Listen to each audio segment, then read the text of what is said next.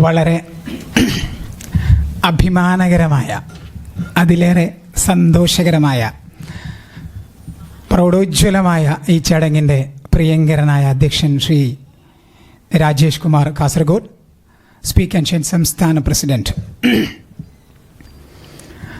വളരെ ഹൃദ്യമായി ഈ ചടങ്ങ് ഉദ്ഘാടനം ചെയ്ത പ്രിയങ്കരിയായ സ്പീക്ക് ആൻഡ് ഷൈൻ സംസ്ഥാന കമ്മിറ്റി അംഗം, സ്പീക്ക് ആൻഡ് ഷൈൻ അഖില കേരള പ്രസംഗ മത്സരം 2ാം സ്ഥാന ജേത്രി ശ്രീമതി പുഷ്പജ കാസർഗോഡ്, വളരെ ഹൃദ്യമായി നമ്മൾ ഈ പ്രോഗ്രാമിലേക്ക് സ്വാഗതം ചെയ്ത മുൻ സംസ്ഥാന പ്രസിഡന്റ് ശ്രീ പ്രശാന്ത് കുമാർ കുറ്റ്യാടി, വളരെ അഭിമാനത്തോടെ അതിലേറെ ആവേശത്തോടെ ഈ ചടങ്ങ് നിയന്ത്രിച്ചുകൊണ്ടിരിക്കുന്ന പ്രിയങ്കരനായ ആങ്കർ ശ്രീ സബീർ കോതമംഗലം, സദസ്സിലിരിക്കുന്ന വിവിധ ജില്ലകളിൽ നിന്ന് വന്ന പ്രിയപ്പെട്ട സ്പീക്ക് ആൻഡ് ഷൈൻ പ്രഭാഷകരെ, അതിലേറെ ഈ ചടങ്ങിനെല്ലാം ഹൃദ്യമായി നന്ദി അർപ്പിക്കാൻ പോകുന്ന നമ്മുടെ പ്രിയങ്കരനായ സംസ്ഥാന കമ്മിറ്റി അംഗം ശ്രീ റോയ് പ്രി പുരുഷോത്തമൻ തൃശൂർ,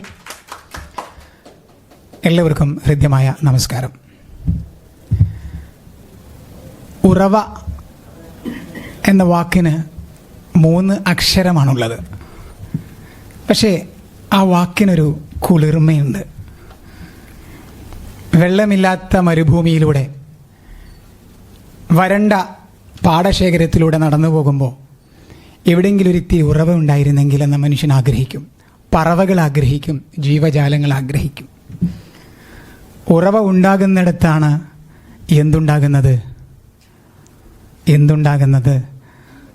ഒഴുക്കുണ്ടാകുന്നത്, ജീവൻ ഉണ്ടാകുന്നത്. ഒയാസിസ് എന്ന് ഇംഗ്ലീഷിൽ പറയാറുണ്ട്, മരുപ്പച്ച. എവിടെ ചെറിയ പച്ചപ്പുണ്ടോ അവിടെ വെള്ളമുണ്ടാവും. ആ വെള്ളമുള്ളിടത്ത് ചെറിയ ഉറവയുണ്ടാവും. ഒരു പക്ഷേ ആ ഉറവയ്ക്ക് ഒഴുകാനുള്ള കഴിവുണ്ടാവും. ഞാൻ ഉറവയെ കണക്ട് ചെയ്യുന്നത് ഒഴുക്കിലേക്കാണ്. നമ്മളൊക്കെ ആശയങ്ങളെ നിർമ്മിക്കുകയും മനോഹരമായി അവതരിപ്പിക്കുകയും ചെയ്യുന്ന കല സ്വായത്തമാക്കാൻ പരിശ്രമിച്ചുകൊണ്ടേയിരിക്കുന്ന ആളുകളാണ്. അതാണ് അതിൻ്റെ കറക്റ്റ് വാക്ക്. പരിശ്രമം കഴിഞ്ഞിട്ടില്ല, പരിശ്രമിച്ചു കൊണ്ടേയിരിക്കുകയാണ്. ഈ ഇരുത്തം വരെ അതിൻ്റെ ഭാഗമാണ്. ആശയങ്ങളെ ഉണ്ടാക്കുകയും മനോഹരമായി രൂപകൽപ്പന ചെയ്യുകയും അതിലേറെ മനോഹരമായി അത് അവതരിപ്പിക്കുകയും ചെയ്യുക എന്നത് പ്രധാനമാണ്. ഭക്ഷണം ഉണ്ടാക്കാൻ ഒരു പക്ഷേ ഷെഫിന് കഴിയും. അത് മനോഹരമായി ഹൃദ്യമായി വിളമ്പിക്കൊടുക്കുന്നിടത്ത് മറ്റൊരു കല ആവശ്യമുണ്ട്. എത്ര നല്ല ഭക്ഷണമാണെങ്കിലും വിളമ്പുന്നത് മോശമായാൽ കഴിക്കുന്നവർക്കത് ഇഷ്ടമാവില്ല. ആണോ അല്ലേ? നിങ്ങൾ വലിയ വിവരമുള്ള ആളാണ്, നമ്മൾ വലിയ വിവരമുള്ള ആളാണ്. നമ്മൾ കുറേ പഠിച്ചിട്ടുണ്ട്, കുറേ ബിരുദങ്ങൾ നേടിയിട്ടുണ്ട്. അത്രയും അറിവിൻ്റെ ഭണ്ഡാരമാണ്. അങ്ങനെ ശ്രോതാക്കൾ നമ്മളെക്കുറിച്ച് ധരിച്ചു വെച്ചിരിക്കുന്നു. നമ്മൾ വേദിയിലേക്ക് എത്തുന്നു, കാര്യങ്ങളൊക്കെ ഒരുക്കി വെച്ചിട്ടുണ്ടായിരുന്നു. പക്ഷേ വിചാരിച്ച പോലെ കാര്യങ്ങൾ ഇവിടെ നിന്ന് അങ്ങോട്ട് ഒഴുകുന്നില്ല. എൻ്റെ സമയം നോട്ട് ചെയ്യണേ പ്ലീസ്. 15 മിനിറ്റാണ് എനിക്ക് സ്റ്റേറ്റ് കമ്മിറ്റി അനുവദിച്ച സമയം. അപ്പോൾ അവരനുവദിക്കാതെ എനിക്ക് മുന്നോട്ട് പോകാൻ പറ്റില്ല. അപ്പോൾ പറഞ്ഞു വന്നത്, ഒഴുക്ക് നമ്മൾ പ്ലാൻഡാണ്, റിസർവ്ഡാണ്. ഇടുക്കി ഡാമിൽ ഇഷ്ടം പോലെ വെള്ളമുണ്ട്. കേരളത്തെ വിഴുങ്ങാൻ മാത്രം വെള്ളമുണ്ട്. അതവിടെ റിസർവ്ഡാണ്. അത് ഒഴുകുകയാണെങ്കിൽ മാത്രമേ അത് അവിടെ ഉള്ളവർക്കൊക്കെ കിട്ടുന്നുള്ളൂ. നമ്മുടെ ജീവിതത്തിൽ, നമ്മുടെ സമൂഹത്തിൽ പല ആളുകൾ ഇങ്ങനെ റിസർവ്ഡായി ജീവിക്കുന്നുണ്ട്. അറിവിൻ്റെ ഭണ്ഡാരങ്ങൾ ആർക്കൊന്നും കൊടുക്കുന്നില്ല. നമുക്കുള്ള അറിവിന് എന്ത് ചെയ്യണം? പങ്കുവെക്കണ്ടേ? അവിടെയാണ് ഈ ഒഴുക്ക് കടന്നു വരുന്നത്. പക്ഷേ ഒഴുക്കിനെ സൃഷ്ടിക്കേണ്ടത് ഇതുപോലത്തെ ഒരു പ്രതലത്തിൽ നിന്നാവണം. ഈ പ്രതലത്തിൻ്റെ പ്രത്യേകത എന്താ? നിങ്ങളെക്കാൾ കുറച്ച് ഉയർന്നു നിൽക്കുന്ന ഒരു പ്രതലമാണിത്. നിങ്ങൾ കുറച്ച് താഴെയാണ്. നിങ്ങളിപ്പോൾ കുറച്ച് താഴെ, ഞാൻ കുറച്ച് മുകളിലാണ്. ഇവരൊക്കെ കുറച്ച് മുകളിലാണ്. ബോധപൂർവ്വമാണ് ഇവരെ കൊണ്ടിരുത്തിയത്. ആങ്കറിങ്ങുള്ള പ്രോഗ്രാമുകളിൽ ഇങ്ങനെ സാധാരണ ഇരുത്താറില്ല. Filmfare award, Ujala film അവാർഡൊക്കെ നിങ്ങൾ ശ്രദ്ധിച്ചിട്ടുണ്ടാവും. ഗസ്റ്റുകളൊന്നും വേദിയിലുണ്ടാവില്ല. സബീർ കോതമംഗലം മാത്രം വേദിയിലുണ്ടാവും. സബീർ വിളിക്കുമ്പോൾ അടുത്ത ആൾ വരും. ആരാ ഉദ്ഘാടകൻ ആർക്കും ഐഡിയ ഉണ്ടാവില്ല. അതാണ് മോഡേൺ പ്രോഗ്രാംസ്. ആണോ അല്ലേ? നമ്മളെന്തിനാണ് നിങ്ങളെങ്ങനെ ഇരുത്തുന്നത്? ഇവിടെ ഇരുന്നിട്ട് നിങ്ങൾക്കൊന്ന് തഴക്കം വരാനുണ്ട്, കോൺഫിഡൻസ് കൂടാനുണ്ട്. ഞങ്ങൾ നിങ്ങളുടെ മുകളിലാണെന്നുള്ളൊരു ബോധ്യം ഇവരുടെ ഉള്ളിൽ ഇത്തിരിയെങ്കിലും ഉണ്ടാവും. ഒരു ഇത്തിരി അഹങ്കാരം ഇവിടെ ഉള്ളിലുണ്ടാവും. അത് വെറുതെ കിട്ടിയതല്ല, സംസ്ഥാന കമ്മിറ്റി കൊടുത്തതാ.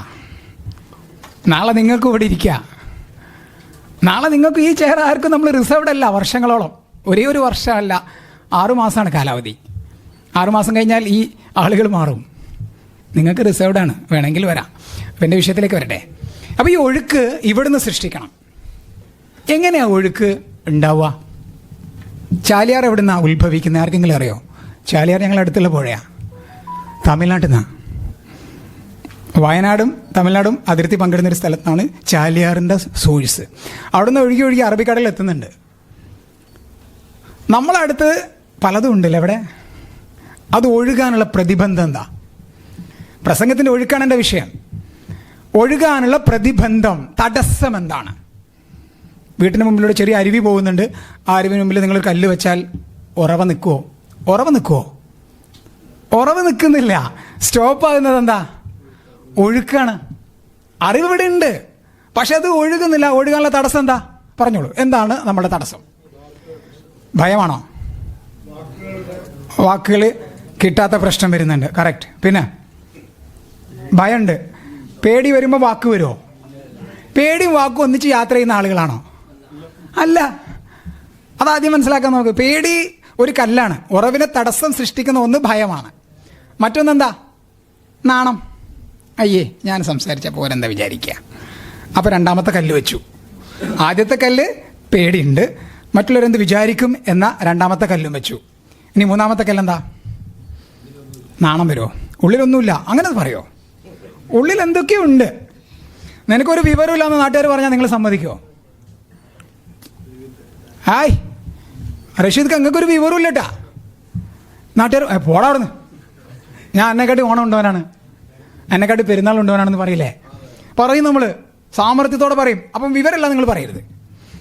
അറിവുണ്ട്, നിങ്ങൾക്ക് ഉണ്ട്, പക്ഷെ ഇത് ഒഴുകുന്നില്ല. ആ, തിരിച്ചറിവ്. അതിൻ്റെ അപ്പുറത്ത് ഈ തടസ്സമുണ്ടാക്കുന്ന ഒന്ന് ഭയം, നാണം, മൂന്നാമത്തെ മറ്റുള്ളവരെന്ത് വിചാരിക്കും എന്നുള്ള ചിന്ത.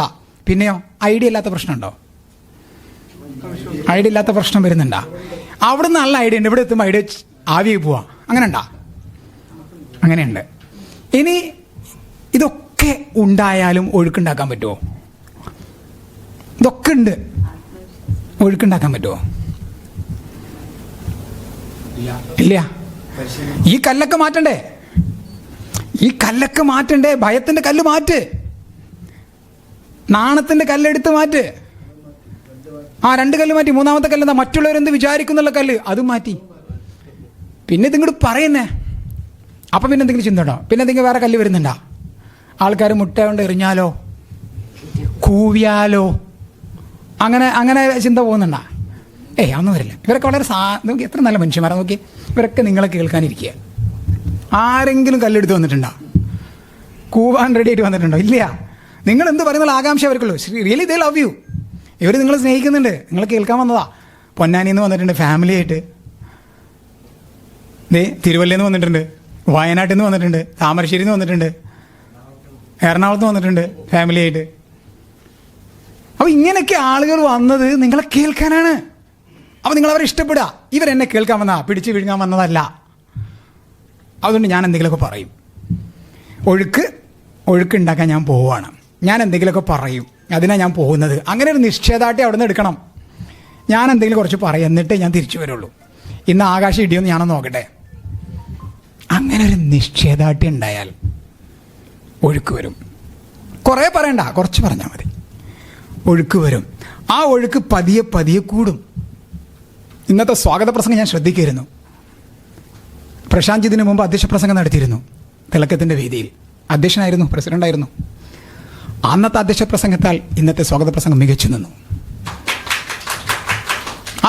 I was watching that. ഞാനത് നിരീക്ഷിക്കുകയായിരുന്നു. അതെങ്ങനെയാണ് പോസിബിളായ? പിന്നെയും പ്രശാന്ത് ജി വേദിയിൽ കയറിയിട്ടുണ്ട്. അതാണ് കാരണം. അന്ന് കയറിയതിന് ശേഷം പിന്നെ കയറാൻ നിന്നിട്ടില്ല. ഇതാണ് അതിൻ്റെ രഹസ്യം. അപ്പോൾ ഒഴുക്കിനെ സൃഷ്ടിക്കാൻ തടസ്സങ്ങൾ ഇതൊക്കെയാണ്. ഇതൊക്കെ മാറ്റാം.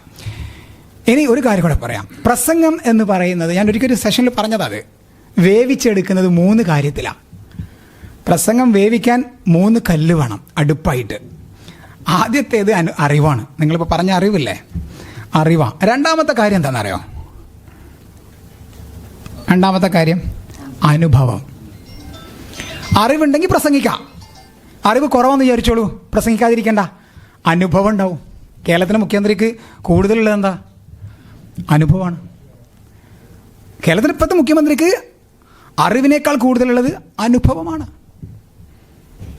അദ്ദേഹത്തിനെ കൺട്രോൾ ചെയ്യുന്ന സെക്രട്ടറി ഉണ്ടാവും, അല്ലെങ്കിൽ അദ്ദേഹത്തിന് വേണ്ട കാര്യങ്ങൾ കൊടുക്കുന്ന ആൾ. അദ്ദേഹത്തിന് ചിലപ്പോൾ അദ്ദേഹത്തെക്കാൾ അറിവുണ്ടാവും, ഇല്ലേ? MLAക്ക് ചിലപ്പോൾ വിവരം ഉണ്ടാവും, അതിനേക്കാൾ അറിവ് ചിലപ്പോൾ MLA പ്രൈവറ്റ് സെക്രട്ടറിക്ക് ഉണ്ടാവും, അല്ലെ PAക്ക് ഉണ്ടാവും. അപ്പോൾ അറിവ് വേണം. പ്രസംഗത്തെ വേവിച്ചെടുക്കാൻ 3 കല്ലാണ് വേണ്ടത്. ഒന്ന് അറിവാണ്, രണ്ടാമത്തെ എന്താണ്? അനുഭവമാണ്. നിങ്ങൾക്ക് അനുഭവത്തിന് സംസാരിക്കാം. മൂന്നാമത്തത് ഒബ്സർവേഷൻ, നിരീക്ഷണം. നിരീക്ഷണം കൊണ്ട് സംസാരിക്കാൻ പറ്റും. ഇത് 3 ഉണ്ടായാൽ പ്രസംഗമായി. ഇത് ഏറിക്കുറഞ്ഞു നിൽക്കും ആളുകൾക്ക്. നിങ്ങൾ അറിവ് മാത്രം പ്രസംഗിക്കണമെന്ന് പറഞ്ഞ് വരരുത് ഒരു വേദിയിലേക്കും പ്ലീസ്.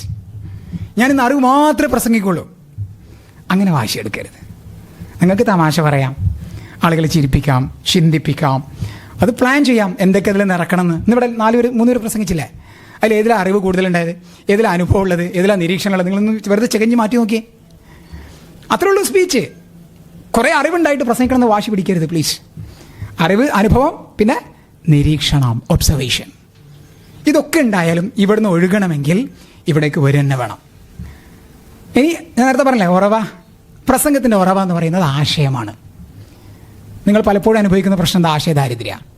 ഒഴുക്കിനെ കൂട്ടാനുള്ള കാര്യം ഞാൻ പറയുന്നത്. ഒഴുക്ക് വേണമെങ്കിൽ ആശയത്തെ ഫോക്കസ് ചെയ്യണം. എന്തിനെ ഫോക്കസ് ചെയ്യണം? Idea. An idea can change your life എന്ന് പറഞ്ഞാരാ? ഐഡിയ കമ്പനിയാണ്. An idea can change your life. ഞാൻ പറയുന്നു an idea can change your speech. An idea can change your speech. ഒരു ഐഡിയക്ക് നിങ്ങളെ സ്പീച്ചിനെ ചേഞ്ച് ചെയ്യാൻ പറ്റും. ഒന്ന് നോക്കിയേ പ്ലീസ്. എന്താ കാണുന്നേ? എന്താ കാണുന്നേ? കറക്റ്റായിട്ടല്ലേ പിടിച്ചേ? ആണോ? കറക്റ്റാണോ? ആ, അത് പറയാനുള്ള ഈ വിവരം ഉണ്ടല്ലോ അല്ലേ? Thank you. അപ്പോൾ ഇപ്പോൾ കറക്റ്റാണോ? എന്തൊക്കെയാ അപ്പോൾ ഫീൽ ചെയ്യുന്നത് കാണുമ്പോൾ? ഇത് നിങ്ങൾ എന്തെങ്കിലുമൊക്കെ ഓർമ്മിപ്പിക്കുന്നുണ്ടോ? സ്വാതന്ത്ര്യം, പിന്നെ പറഞ്ഞോ എന്തൊക്കെ വരുന്നൊക്കെ പറഞ്ഞോ. അഭിമാനം, പിന്നെ ഈ ദേശസ്നേഹം, പിന്നെ കഴിഞ്ഞോ? ഇതെവിടേക്കൊക്കെ കണക്ട് ചെയ്യാം? സാഹോദര്യം, പിന്നെ പോരാ, ഭാവന പോരാ, ത്യാഗം, പിന്നെ സ്വാതന്ത്ര്യദിനം, വെരി ഗുഡ്. ഇന്ത്യ ഉണ്ടാ? ആ, മഹാത്മാഗാന്ധി, ഗ്രേറ്റ്. പിന്നെ ഓഗസ്റ്റ് 15, പിന്നെ പായസം, സമാധാനം, കഴിഞ്ഞു. ഗാന്ധിജി, സ്വപ്നം, ചൗരി ചൗര സംഭവം, 1857 ഒന്നാം സ്വാതന്ത്ര്യ സമരം, താന്തിയ തോപ്പി. വരുന്നുണ്ടോ? വരുന്നില്ല. ഇത് ഡിസൈൻ ചെയ്ത ആരാ? ഇത് ഡിസൈൻ ചെയ്ത ആളാരാ? പിംഗലി വെങ്കയ്യ. അത് അറിവാ, അത് അറിവാ. നേരത്തെ പറഞ്ഞ പായസവും മറ്റുമൊക്കെയോ? അത് അറിവല്ല, അത് അനുഭവമാണ്. ഞങ്ങളുടെ നാട്ടിൽ സ്വാതന്ത്ര്യ സമരം എന്ന് പറഞ്ഞാൽ പായസമാണ്. ഞങ്ങളുടെ നാട്ടിൽ ഹർത്താൽ എന്ന് പറഞ്ഞാൽ അടഞ്ഞ ഷട്ടറാണ്. അത് അറിവല്ല, അത് അനുഭവമാണ്, നിരീക്ഷണമാണ്. അപ്പോൾ നിങ്ങൾ ഇതിലേക്ക് എന്തൊക്കെ കണക്ട് ചെയ്തു? കുറച്ച് അറിവല്ലേ വന്നിട്ടുള്ളൂ. ഡിസൈൻ ചെയ്ത ആളെ പേര് പിംഗലി വെങ്കയ്യ. ബാക്കി പറഞ്ഞ ഗാന്ധിജിയും മറ്റതൊക്കെ എന്താ? അറിവ് തന്നെ അല്ലേ? വായിച്ചറിഞ്ഞ അറിവുകളല്ലേ? അല്ലേ? അല്ലേ? ആണ്. ഒരു വികാരം നിങ്ങളിലേക്ക് കണക്ട് ചെയ്യാൻ ഈ ഒരു തുണിക്ക് കഴിഞ്ഞോ? ചില ആശയങ്ങൾ മനസ്സിൽ ഉദിച്ചോ? പതാകതയെക്കുറിച്ച് പറയുമ്പോൾ 47 കുറിച്ച് പറയേണ്ടി വരും. അതിന് മുമ്പുള്ള ബ്രിട്ടീഷ് രാജിനെ കുറിച്ച് പറയേണ്ടി വരും. ഒന്നാം സ്വാതന്ത്ര്യ സമരത്തെക്കുറിച്ച് പറയേണ്ടി വരും. ഈ പതാക ഉയർത്താൻ പാടില്ലായിരുന്നു. ബ്രിട്ടീഷ് ജാക്കില്ലേ, അതായിരുന്നു ഇവിടെ ഉയർന്നിരുന്നത്. ഇത് പൊങ്ങിയ പ്രശ്ന. ഇത് പൊക്കാൻ പ്രയത്നിച്ച ഒരുപാട് മനുഷ്യരുണ്ട് കേരളത്തിൻ്റെ, ഇന്ത്യയുടെ ചരിത്രത്തിൽ. അവരിന്ന് മണ്ണിലാണ് പ്രിയമുള്ളവരെ. സ്വാതന്ത്ര്യ സമരമായി മാറാണ്, സ്വാതന്ത്ര്യ സമര സ്പീച്ചായി മാറാണ്, അല്ലെങ്കിൽ ഇൻഡിപെൻഡൻസ് ഡേ സ്പീച്ചായി മാറാണ്. എൻ്റെ സ്പീച്ച് കണ്ട ഞാൻ അതിലേക്ക് കൊണ്ടുവന്നണ്ട. ഞാൻ അതിലേക്ക് കണക്ട് ചെയ്യാൻ പറ്റുന്ന കാര്യങ്ങളൊക്കെ കണക്ട് ചെയ്യുന്നത് കണ്ടോ? എനിക്ക് ഈ ഐഡിയാസൊക്കെ ആരാ തന്നത്? ഈ ഒരു ഫ്ലാഗ് അല്ലേ? അപ്പോൾ ഐഡിയ അങ്ങനെ വരുന്നത്? പ്രസംഗിച്ചു കൊണ്ടിരിക്കുക ഐഡിയ കിട്ടും. നിങ്ങൾക്ക് എത്ര പേർക്ക് പ്രസംഗിച്ചു കൊണ്ടിരിക്കുക ഐഡിയ കിട്ടിയിട്ടുണ്ട്? അത് പ്രധാനപ്പെട്ട ചോദ്യം ഇന്നത്തെ ടോപ്പിക്കിൽ. എൻ്റെ സമയമാകുമ്പോൾ പറയണേ പ്ലീസ്. സമയമായി. പ്രസംഗിച്ചു കൊണ്ടിരിക്കെ ഐഡിയ കിട്ടുന്ന എത്ര ആളുകളുണ്ട്? മിസ്റ്റർ വിശ്വനാഥൻ വെട്ടിച്ചിറക്ക് പ്രസംഗിച്ചു കൊണ്ടിരിക്കുക ഐഡിയ കിട്ടുന്നു. ശ്രീ രവി രമേശ് പൊന്നാണി. പിന്നെ ആർക്കൊക്കെ? അതൊരു വലിയ കഴിവാ. അതാണ് ഞാൻ പറയാൻ പോകുന്ന ടോപ്പിക്. 2 തരം സ്പീച്ചാണുള്ളത്. ഒന്ന് readymade speech, second one live made speech. Readymade speech എന്ന് പറഞ്ഞാൽ ദിവസങ്ങളോളം ഉറക്കമിരിച്ചിരുന്ന് ഇതിങ്ങനെ ഇരുന്ന് മനസ്സിലാക്കി എഴുതി ഉണ്ടാക്കി കാണാതെ പഠിച്ച് അങ്ങനെ ഇങ്ങനെയൊക്കെ റെഡിയാക്കിയിട്ട് വരും. സാറേ, എന്താണ് ഈ പ്രാവശ്യത്തെ തിളക്കത്തിൻ്റെ വിഷയം? എനിക്ക് മൂവാറ്റുപുഴയിൽ നിന്നൊരു കോൾ വന്നിരുന്നു. അയാളൊന്നും വന്നിട്ടില്ല. അയാൾ ആദ്യം ചോദിക്കൽ വിഷയം എന്താണ്? എക്സ്പ്രസ്സിന് കാത്തിരിക്കുന്ന ആളാ, സന്തോഷ് കുളത്തുങ്കൽ. പുള്ളിയും എക്സ്പ്രസ്സിന് വരുന്നുണ്ട്. പുള്ളി ചോദിച്ചത് എന്താണ് വിഷയം, എന്നിട്ട് പുള്ളിക്ക് ഒരുക്കണം. ചില ആളുകൾക്ക് വിഷയം ഈ വാതിൽക്കലെത്തിട്ട് പറഞ്ഞു കൊടുത്താൽ മതി, അവർ മാനേജ് ചെയ്യും. അപ്പോൾ പ്രിപ്പയർഡ് സ്പീച്ചാണ് റെഡിമെയ്ഡ് സ്പീച്ച്. ലൈവ് മെയ്ഡ് സ്പീച്ചോ? ലൈവ് മെയ്ഡ് എന്ന് പറഞ്ഞാൽ അപ്പുണ്ടെങ്കിൽ നിങ്ങൾ ചില ലൈവ് പൊറോട്ട, ലൈവ് അൽഫാം എന്തൊക്കെയാ അറിയില്ലേ? അപ്പോൾ ലൈവ് സ്പീച്ച് എന്താ? തത്സമയ സ്പീച്ച്. എത്ര പേർക്ക് അത് ക്വാളിറ്റി ഉണ്ട്? അത് ഡെവലപ്പ് ചെയ്യാനുള്ള ക്വാളിറ്റി പറ്റുന്നുണ്ടോ? വിശ്വനാഥൻ കൈപൊക്കി. ഒരു പരിധി വരെ സാധിക്കും. ആ ക്വാളിറ്റി നിങ്ങൾ ഡെവലപ്പ് ചെയ്യണം. ഇന്ന് തരുന്ന പുതിയ ഇൻഫർമേഷനാണ്, ഇന്ന് തിളക്കത്തിൽ വന്നവർക്ക് കിട്ടുന്ന പുതിയ ഇൻഫർമേഷനാണത്. റെഡിമെയ്ഡ് സ്പീച്ചിൽ നിന്ന് നിങ്ങൾ ലൈവ് മെയ്ഡ് സ്പീച്ചിലേക്ക് മാറിയാൽ കോൺഫിഡൻസ് ലെവൽ കൂടി വരും. ഞാനിത് ഒരു ബുക്കും കൊണ്ട് കൊണ്ടുവന്നു, ഇതിലൊന്നുമില്ല. നിങ്ങൾ വിചാരിക്കും മുസ്തഫ സാർ ഫുൾ കോപ്പി അടിച്ച് വരിക. സമയമായി, എൻ്റെ സമയമായി. ഇതിലൊന്നുമില്ല, ഞാൻ വെറുതെ കൊണ്ടുവന്നാ. പക്ഷെ ഇത്രയും നേരം പ്രസംഗിച്ച എവിടുന്നാ? 15 മിനിറ്റായി എന്നാണ് സമീർജി പറഞ്ഞത്. 15 മിനിറ്റ് എൻ്റെ സമയം കഴിഞ്ഞു, എൻ്റെ വിഷയം തീർന്നിട്ടില്ല. ഇത്രയും നേരം ഞാൻ എവിടുന്നാ സംസാരിച്ചു? എന്ത് മാജിക്കാണ് ഉപയോഗിച്ചത്? അനുഭവമുണ്ട്, പിന്നെ അറിവുണ്ട്, പിന്നെ മാഷാ അല്ലാ ഒബ്സർവേഷനുണ്ട്. Thank you. വാക്കുകൾക്ക് ക്ഷാമമില്ല. ലൈവായിട്ട് ഞാൻ ഉണ്ടാക്കിയില്ല കുറേ കാര്യങ്ങൾ. നിങ്ങൾ ഈ ക്വാളിറ്റി ഉണ്ടാക്കണം പ്ലീസ്. ഇവിടെ വേദിയിലിരിക്കുന്ന ആളുകളോട് കൂടിയാണ് പറയുന്നത്. എനിക്കെല്ലാവരും നിരീക്ഷിക്കുമ്പോൾ മനസ്സിലാകുന്നുണ്ട്. ലൈവായി ക്രിയേറ്റ് ചെയ്യാനുള്ള സ്കില്ല് ഡെവലപ്പ് ചെയ്യണം. അതുണ്ടായാൽ മണ്ണും ചാരി നിന്നവൻ പെണ്ണും കൊണ്ടുപോയെന്ന് പറയുന്നില്ലേ? ഇത് പ്രസംഗത്തിൽ സംഭവിക്കുന്നുണ്ട്. പെണ്ണിനെ കൊണ്ടുപോകുന്നില്ല, വളരെ പ്രിപ്പയർഡായി ഉറക്കൊഴിച്ച് പ്രസംഗം, സ്വാഗത പ്രസംഗം നിർവഹിക്കാൻ വന്ന ആൾ, അധ്യക്ഷ പ്രസംഗം നിർവഹിച്ച ആൾ, പക്ഷെ ആശംസ പറഞ്ഞവൻ കയ്യടിയും കൊണ്ടുപോയി. അയാൾക്കൊരു പ്രിപ്പറേഷനും ഇല്ല. അയാൾ ജസ്റ്റ് ഈസി കമ്മിങ്. കോഴിക്കോട് വരുന്നു, തിളക്കത്തിൽ പങ്കെടുക്കുന്നു, എന്തെങ്കിലുമൊക്കെ പറയണം, പോകണം, ദാറ്റ്സ് ഓൾ. എന്തെങ്കിലും തമാശ പുള്ളി കയ്യടിയും കിട്ടും. കയ്യടി വാങ്ങൽ പ്രസംഗത്തിൻ്റെ ഉദ്ദേശമല്ല കേട്ടോ, അത് ഉദ്ദേശമല്ല. നിങ്ങൾ പറയേണ്ട കാര്യം പറഞ്ഞാൽ ചിലപ്പോൾ കയ്യടിയല്ല, കൂവലായിരിക്കും കിട്ടുക. കേരളത്തിൻ്റെ മുഖ്യമന്ത്രി ഇപ്പോൾ രാജിവെക്കണം, ഇപ്പോൾ രാജിവെക്കണം എന്നാണ് ഞാൻ പറയുന്നത്. തട്ടമിട്ടവർക്ക് പഠിക്കാൻ പറ്റുന്നുണ്ടോ? ശബരിമലയിൽ ആളുകൾ അർപ്പിക്കുന്ന പൊന്നിന് സെക്യൂരിറ്റി ഇല്ല. ഇത് നോക്കാൻ പറ്റാത്തവരെങ്ങനെയാണ് ഈ സംസ്ഥാനത്ത് നോക്കുക? ദയവിത് അദ്ദേഹം രാജിവെക്കണമെന്ന് ഞാൻ പറയുന്നു. അപ്പോൾ നിങ്ങൾ LDF ആണെങ്കിൽ നിങ്ങൾ എന്നെ എറിയും ഇല്ലേ? എറിയും. അപ്പോൾ കയ്യടി കിട്ടലല്ല ഉദ്ദേശം. പറയേണ്ടത് നേരായി പറയണം, നേരോടെ നിർഭയം പറയാൻ കഴിയണം. അപ്പോൾ ഒഴുക്കുള്ള പ്രാസംഗികരായി നിങ്ങൾ മാറാൻ, നിങ്ങൾ എവിടുന്ന് മാറണം? റെഡിമെയ്ഡ് സ്പീച്ചിൽ നിന്നും ലൈവ് മെയ്ഡ് സ്പീച്ചിലേക്ക് മാറുക.